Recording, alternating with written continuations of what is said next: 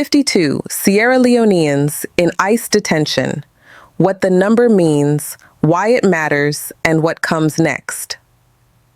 Good evening, I'm Isatu Kamara-Kargbo with BAV Inside Salone, bringing you a comprehensive analysis of one of the most sensitive diasporic issues gripping Sierra Leone and resonating across Africa. The reported 52 Sierra Leonean nationals currently in the custody of the United States Immigration and Customs Enforcement, IC, awaiting deportation. This figure, confirmed by Sierra Leone's Minister of Foreign Affairs and International Cooperation, Timothy Musa Kaba, has quickly evolved from statistics into a crucial test of governance, diplomacy, and human rights. Let's take a moment to hear directly from the Minister of Foreign Affairs in his interview with Amadou Lamrana Ba of Truth Media Sierra Leone, where he provides an update about Sierra Leoneans currently detained by ICE. When we return, I'll break down his remarks with a deeper, critical analysis. Your support truly matters. Like, share, comment, and subscribe to the Bold African Voice as we continue to amplify Africa's stories together. What's in the U.S. government they ask for? What's in the negotiation? Is it accepting third-party nationals na the country? Like, what's in Ghana do? And we see that even Sierra Leone. Of course, if you have people that are ECOWAS people, they come to Sierra Leone, they have the right to be here for 90 days and then can either renew and stay or then go to their country. Now, Ghana does it, takes on board third-party, but West African people. Even we the drum, but in a way we take responsibility because of Salone documentation in the gate. We have had a lot of people where they come from the United States, who obtained Sierra Leonean passport during the war, went to the US under the refugee program.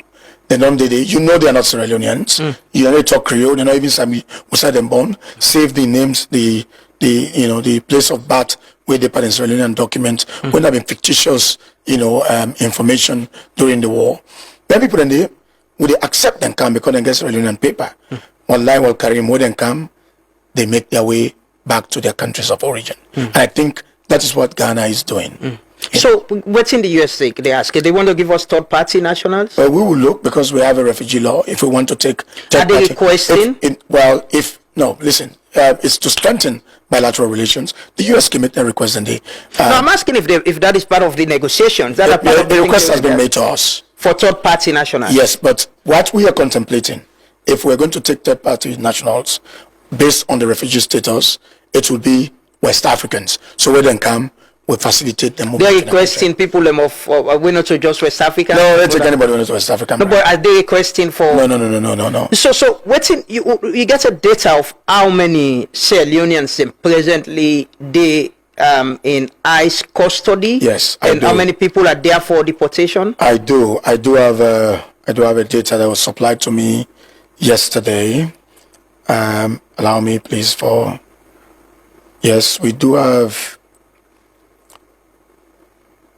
As it is right now, we get about 52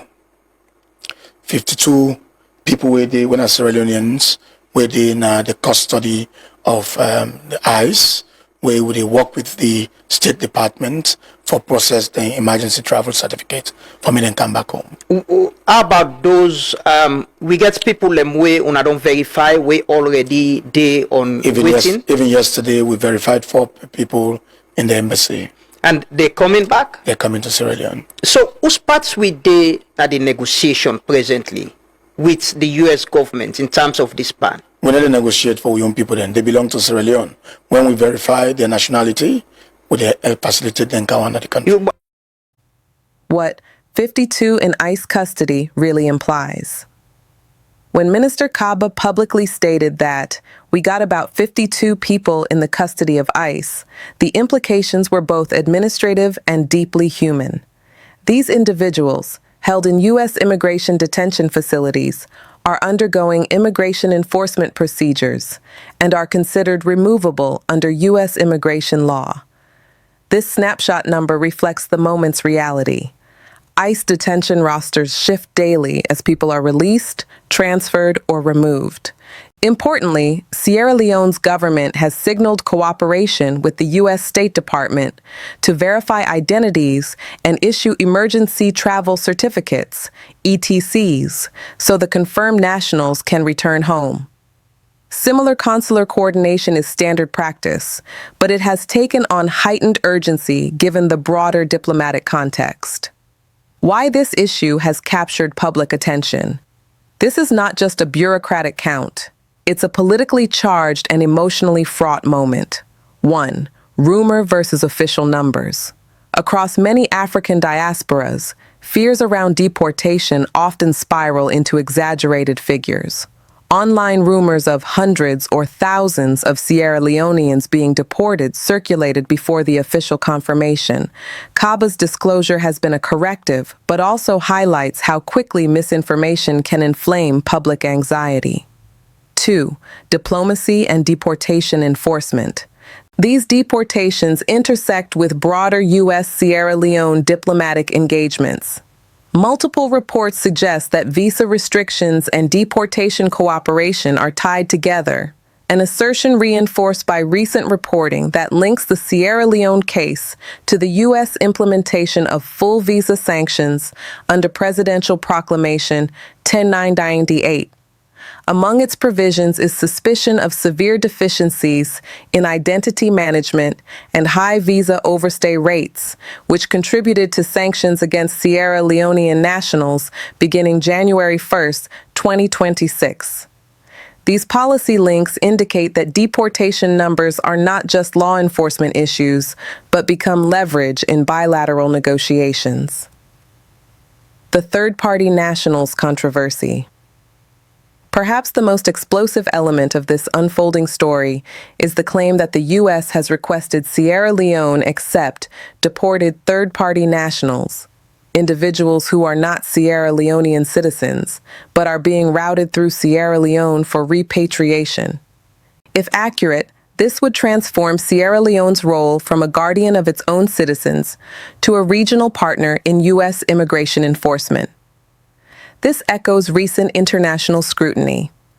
West African countries such as Ghana being used as transit points for third country removals under agreements with the U.S., sometimes bypassing asylum protections and leading to forced returns to their actual home countries despite legal prohibitions against refoulement.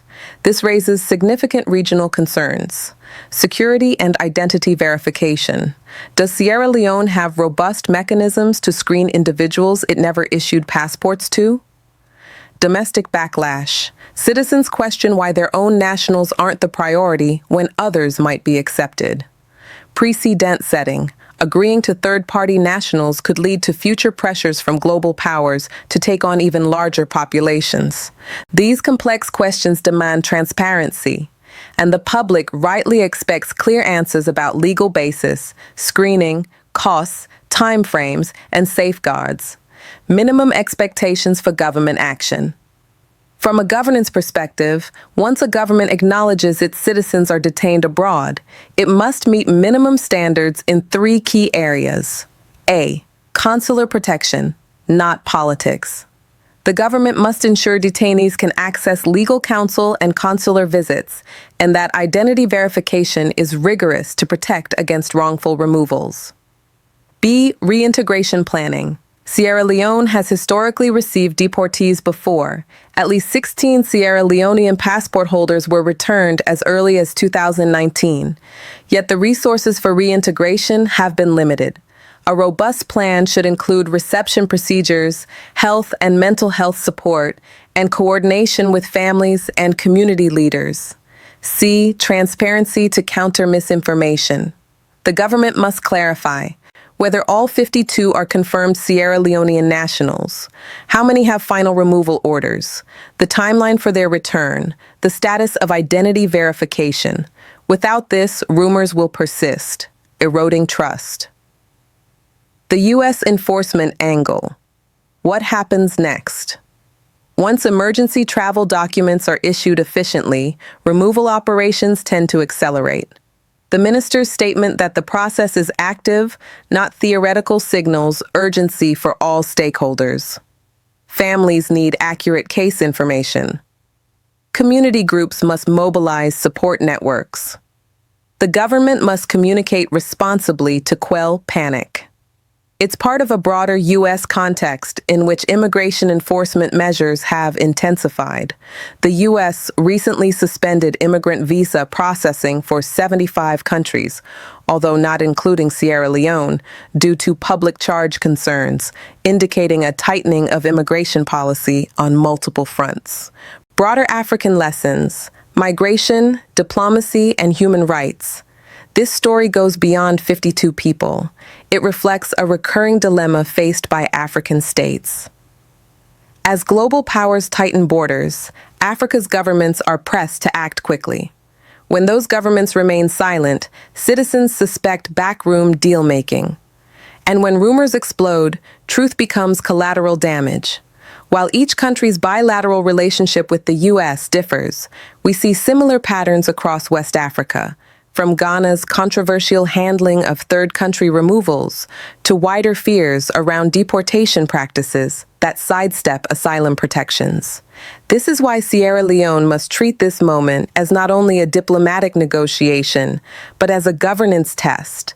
Protect citizens' rights, communicate transparently, avoid risky precedents on third-party nationals, and build reintegration systems that prevent deportation from becoming a pathway into poverty or insecurity. The human cost: families, trauma, and silence. For many Sierra Leonean families in the United States, the phrase ICE custody is not abstract. It means sudden phone calls from detention centers, children asking why a parent did not come home, spouses struggling to raise bail or pay lawyers, and relatives back in Sierra Leone preparing emotionally and financially for an unexpected return. Unlike criminal incarceration, immigration detention under U.S. Immigration and Customs Enforcement is civil in nature, yet the conditions are often indistinguishable from penal detention. Detainees may be transferred across states without notice, making legal representation and family contact extremely difficult. Community advocates in the U.S. have repeatedly flagged issues of prolonged detention, limited access to counsel, and mental health deterioration, concerns that Sierra Leone's consular officials must actively monitor. This is why the government's responsibility does not end at issuing travel certificates. Once the state confirms its citizens are detained, silence becomes complicity. Consular engagement must be visible, verifiable, and ongoing. Diaspora politics: fear, trust, and credibility. The Sierra Leonean diaspora, particularly in the United States, is politically engaged, economically significant, and emotionally invested in national affairs. Remittances remain a critical lifeline for thousands of households back home, and deportation shocks directly undermine this flow. What complicates the situation further is trust.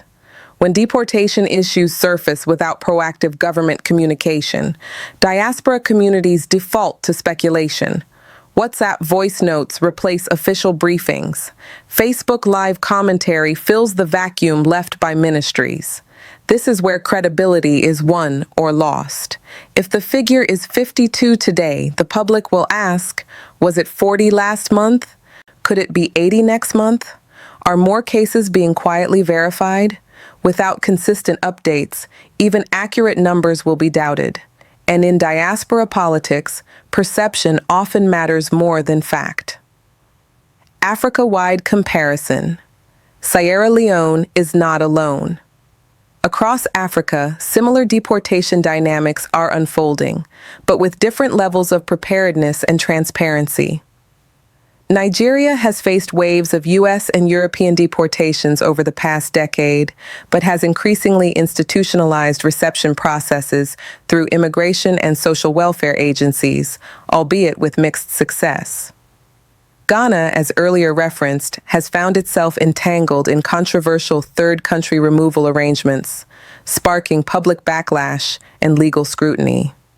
Senegal has publicly rejected accepting non-nationals, citing sovereignty and security concerns, while negotiating phased returns of its own citizens.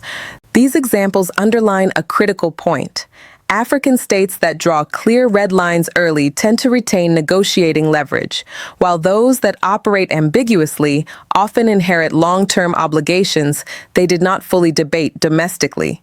Sierra Leone is at precisely this crossroads. The third-party nationals question revisited. Let us be very clear. If Sierra Leone were to accept third-party nationals, even temporarily, it would not be a routine administrative act. It would be a policy shift with regional implications. Such acceptance could quietly reposition Sierra Leone within West Africa as a removal transit state, raising questions under regional frameworks like ECOWAS protocols on free movement, residency, and establishment. The public will rightly demand answers. Under what legal authority would non-nationals be admitted? Who bears the cost of housing, screening, and onward movement? What mechanisms prevent abuse, identity fraud, or statelessness? Without parliamentary scrutiny and public disclosure, any such arrangement risks undermining democratic accountability. Reintegration, the weakest link in the chain. One of the most persistent failures across African deportation cases is reintegration planning, or the lack of it. Too often, deportees arrive at Lungi International Airport with little more than a travel document and a stigma label. No coordinated handover, no structured support, no monitoring of outcomes.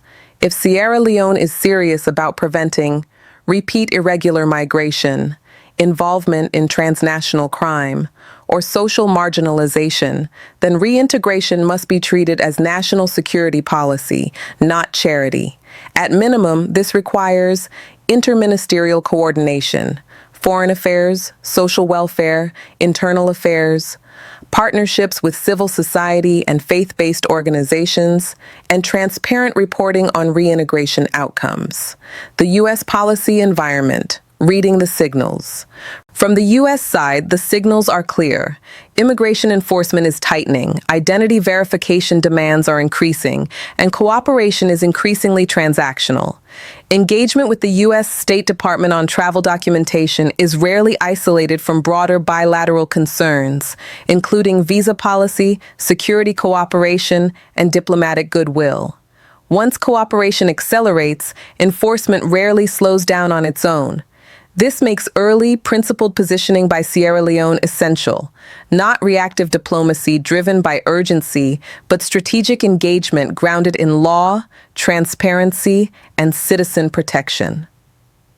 Where this leaves Sierra Leone tonight. So tonight, as we reflect on the figure 52, we must understand it not as an endpoint, but as a signal. A warning light flashing on the dashboard of governance. It is a moment that demands clarity instead of quiet diplomacy, preparation instead of improvisation, and leadership that recognizes that migration management is no longer a background issue. It is a frontline test of state capacity in a globalized world. And as this story continues to unfold, the question is no longer whether deportations will happen, that trajectory is already visible, but how Sierra Leone chooses to manage the consequences, protect its people, and define its posture in an increasingly unforgiving global migration order. Because once deportation becomes routine rather than exceptional, the cost of not having systems in place multiplies very quickly. Parliament, oversight, and the silence of institutions. One striking aspect of this unfolding situation is not what has been said, but who has not spoken. So far, public clarity has come primarily from the executive branch, through the Minister of Foreign Affairs. Yet in a functioning democracy, deportation matters of this scale should automatically trigger parliamentary interest, committee briefings, and structured oversight. Key questions remain unanswered in the public domain. Has Parliament been formally briefed on the ICE detainees? Are standing committees on foreign affairs, internal security, or social welfare engaged? Has any budgetary provision been discussed for reintegration support? In other African countries, failure to institutionalize oversight has led to policy drift, where executive agencies quietly normalize practices that were never publicly debated. Sierra Leone cannot afford to slide into that pattern, especially not on an issue that directly touches sovereignty, citizenship, and human dignity. Civil society and faith institutions, the missing pillars. Historically, when deportations increase, non-state actors become the first responders. Churches, mosques, community groups, and NGOs often absorb the shock long before government systems mobilize. Yet there has been little indication of structured engagement with religious councils, migrant support organizations, mental health professionals, or diaspora associations. This is a critical gap. In countries like Liberia, post-deportation instability was worsened by the absence of community-based reintegration frameworks, leaving deportees socially isolated and economically stranded. Sierra Leone risks repeating this mistake unless civil society is treated as a partner, not an afterthought. Data gaps. Why numbers without context are dangerous. The number 52 has dominated headlines, but numbers alone do not tell the full story. What the public still does not know includes the length of detention for each individual, whether any are asylum seekers or long-term residents, how many have U.S.-born children, how many are facing deportation after minor immigration violations rather than serious crimes. Without this context, deportation narratives tend to harden into stereotypes, feeding stigma both abroad and at home. In South Africa, lack of transparency around deportation profiles contributed to xenophobic narratives and policy overreach. Sierra Leone must avoid allowing incomplete data to shape public perception in similarly destructive ways. Diaspora relations, a strategic asset at risk. The Sierra Leonean diaspora is not merely a social group, it is a strategic national asset. Remittances, skills transfer, advocacy, and international visibility all flow through diaspora networks. When deportation issues are mishandled, the damage extends far beyond the individuals affected. Trust between the diaspora and the state erodes. Political engagement declines, and informal support systems weaken. This is why governments like Ethiopia have, in recent years, invested heavily in diaspora desks, crisis hotlines, and digital consular platforms, not out of charity, but out of strategic necessity. Sierra Leone's response to this moment will shape diaspora-state relations for years to come. The risk of normalization. Perhaps the most dangerous phase in any deportation cycle is not the first wave. It is the second and third, when urgency fades and normalization sets in. What begins as an exceptional case quietly becomes standard procedure. Emergency travel documents become routine. Detention statistics stop shocking. Public attention drifts. That is precisely when safeguards erode.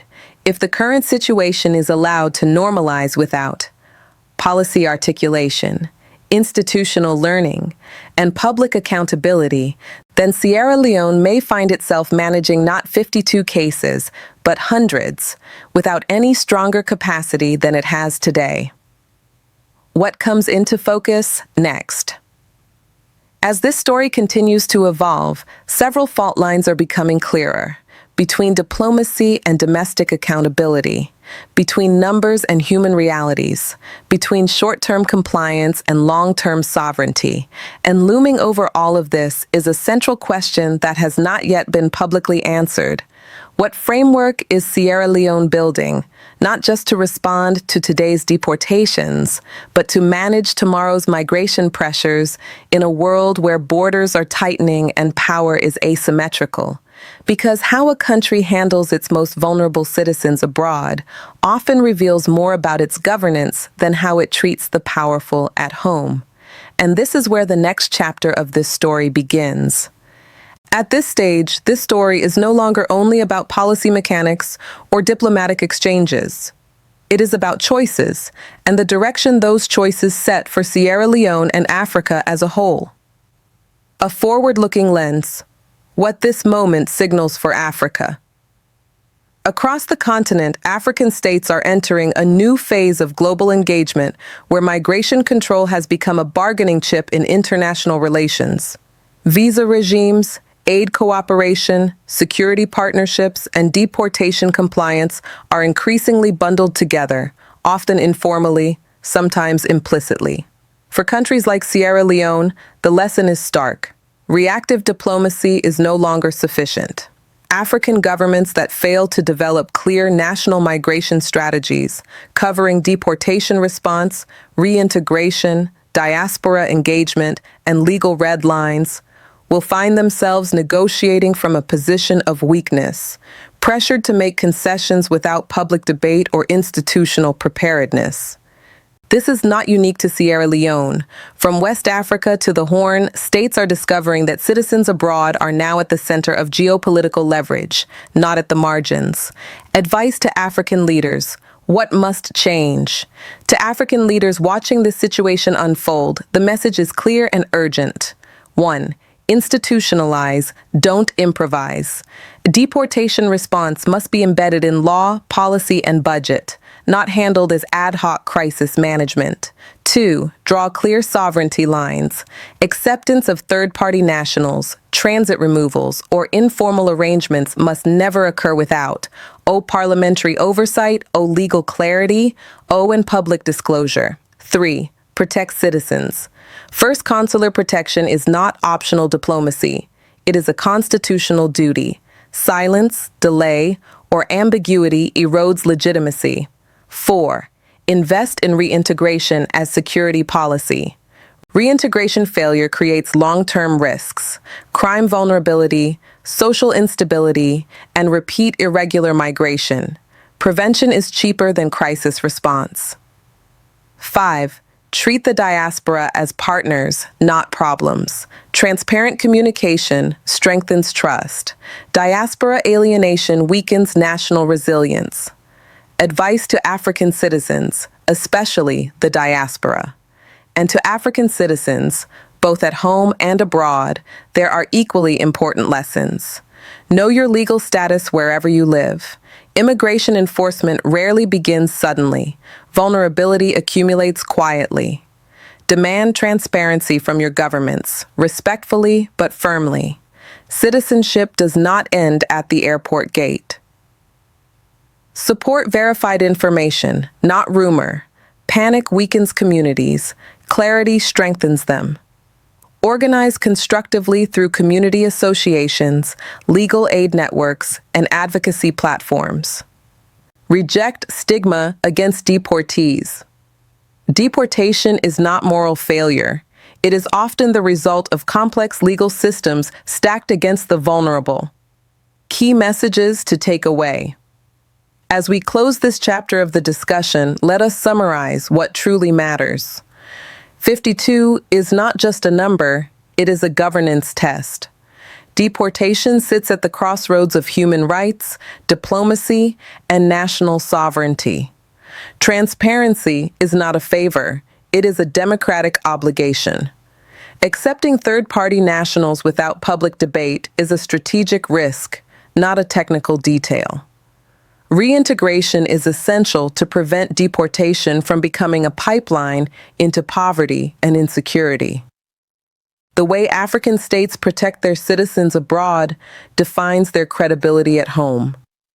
This is the moment for African leadership to be deliberate rather than deferential, transparent rather than transactional, and citizen-centered rather than convenience-driven. Because in a world where borders are tightening and power is unevenly distributed, the strongest defense an African state can build is not silence, but principled governance anchored in the dignity of its people. This story does not end with deportation. It begins with accountability. If African governments do not speak clearly, citizens will fill the silence with fear. If institutions do not act, vulnerability becomes policy. And if we do not ask hard questions, others will make decisions for us. Thank you for watching The Bold African Voice, where Africa's stories are told boldly, truthfully, and without compromise. This has been BAV Inside Salone with Isatu Kamara-Kargbo, and this conversation does not end here. Subscribe, share, and stay informed, because Africa's future must never be negotiated in silence.